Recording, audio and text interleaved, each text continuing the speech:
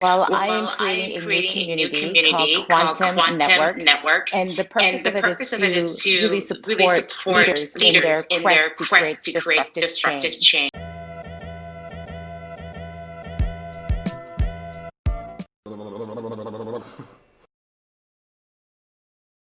Welcome back, everybody, to the Strategy Show. I'm your host, Severino, and my guest today, she helps people see the future. She's the author of 6 books, including New York Times bestseller Open Leadership.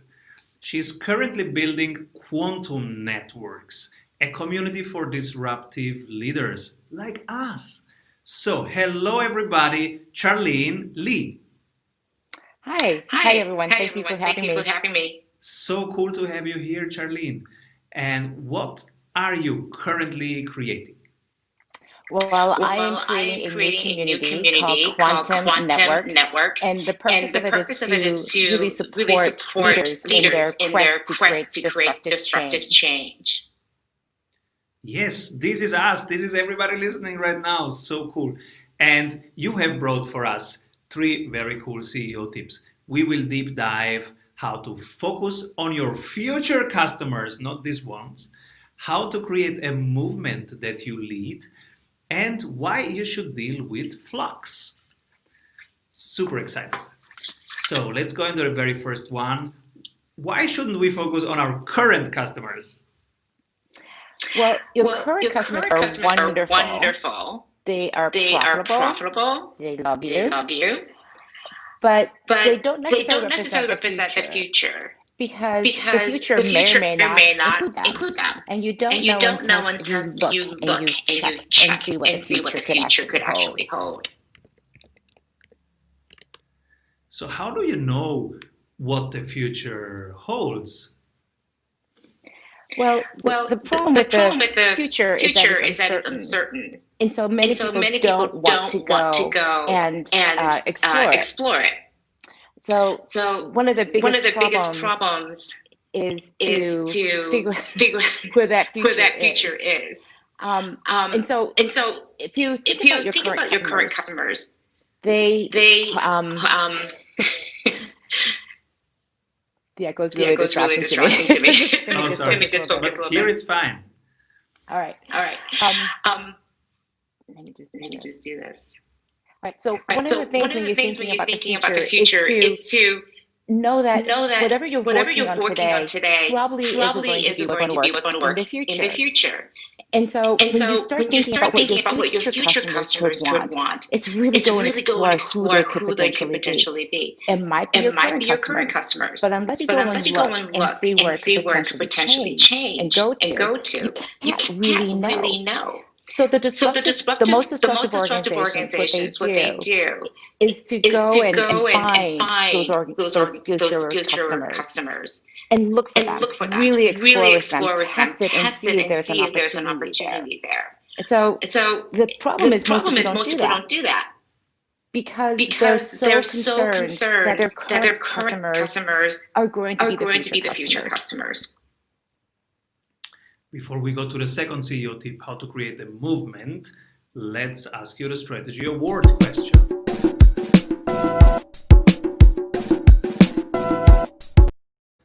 So you can only pick one person who gets the strategy award. When everybody zigs, this person is zagging. Who is this person?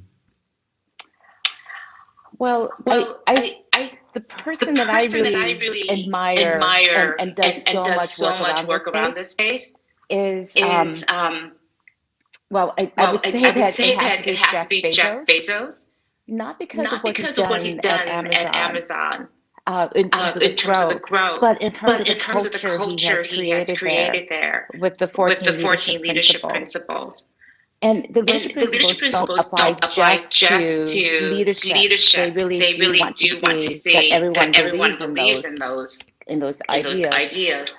And And everything is everything run is run very, very very clearly with a clearly with very a clear very clear process. process. And so And if the so if culture the culture fails in fails terms in of terms people, the of people, the process process takes takes over. over. This is one of the This is one biggest of the issues I biggest issues I find with find with leaders, and leaders and especially with especially with entrepreneurs, entrepreneurs is that we is that focus we so focus much so on the much on the product, we don't product, we focus don't enough focus on the enough on the culture. culture. And you need to And you build need that to from build that from day day one, one. because that Because that determines how people determines will how people work will with each work with other. each other. And if you And as the if you as the entrepreneur entrepreneur aren't going to be there, directing directing everything everything step by step, you at you least at know that least your know that your process, your culture will will step step in in to to carry carry people. people. The The strategies will come and strategies will come and go, go, but but cultures are the cultures thing are the that thing that sustain sustain you you between those strategies that help you bridge the bridge the gap. gap. Absolutely. I was on Entrepreneurs on Fire and I said, you never rise to the level of your goals, you always fall to the level of your systems. That's what you have in place. That's the safety net. Beautiful. And you have more for us about how to create a movement that you lead. Yes, movements are really important because when when you are you are trying to trying to create a create a lot lot of of change, change, you need a you need a movement to movement to carry carry your team, team, but also your but also your customers through customers all the through rough all the times rough that are times ahead. that are ahead. Because when you're creating a Because when lot you're of creating a lot of disruption, things are disruption, just things falling are just falling apart apart around around you. Things are you. Things are constantly constantly changing. changing. So So having a having movement, a movement, very very clear clear idea of what you're idea of trying what to you're trying to achieve, achieve, your your cause, your cause, your purpose, will purpose, will sustain people sustain through that. people through that. The best The movements best are the movements are ones the that ones move that move without you. without you. And so And so the movement, what it does, it it creates does, it creates other other leaders to leaders to come come in so that so you can that you can continue continue focusing on focusing the on the purpose, but purpose, other but people are other people adding are more adding people more to the people to cause the too as cause well. too as well. We don't think of We don't leadership think of as leadership a as a movement. movement. We think of We it think as of it as directing the directing the strategy, strategy, directing people. but what a But movement what a does, it movement also does, it wins also hearts and wins hearts and minds and minds keeps and people keeps people focused on that focused on goal. that goal. You want to make your sales more repeatable and reliable? Do you want to have less volatility and more growth in your revenue per month? At Strategy Sprints, we do only one thing: strategy in sprints. Strategy means having more revenue through a better offer. In sprints means having more energy in your team every week. Check out if your ROI is as high as it is for most service-based and online businesses and startups we work with, which is over 100%.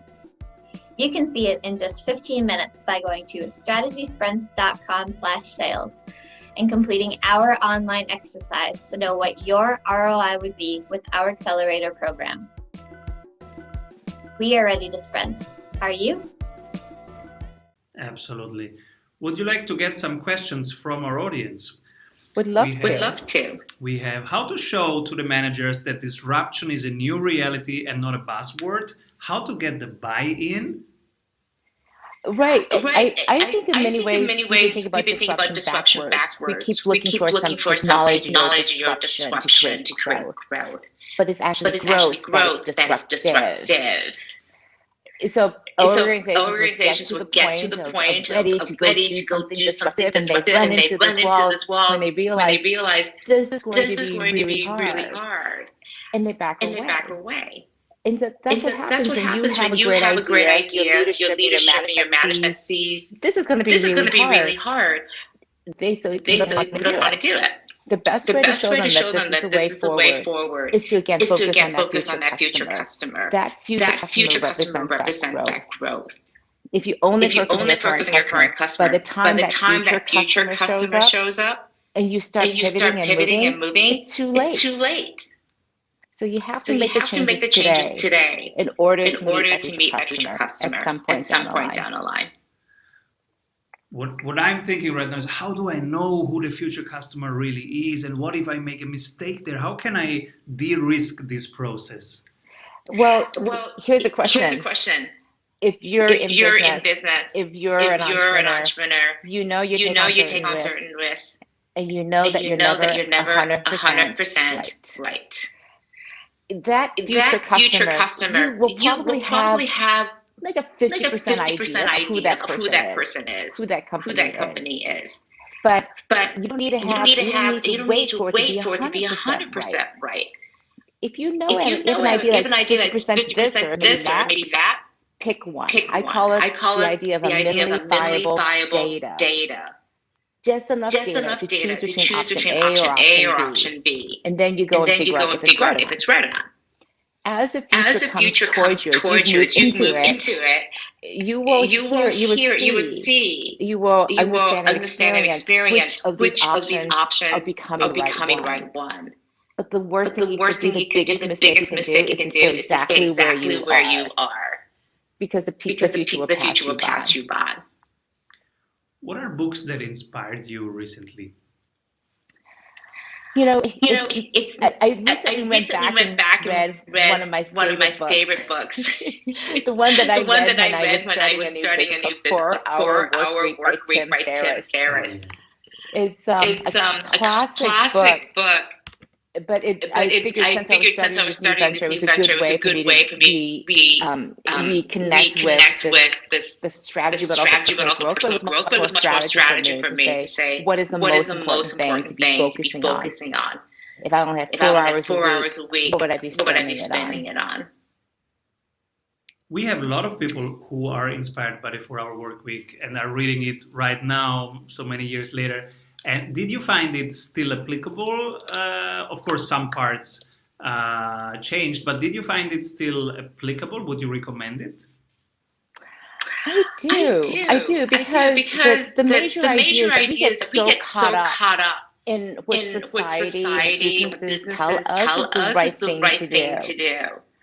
And as entrepreneurs, one of the easiest things to follow the trap is, I need to work a lot of hours to make this work. I need to put in more time. If I'm not putting in my 60, 70, 80 hours a week, then I'm not doing the right thing.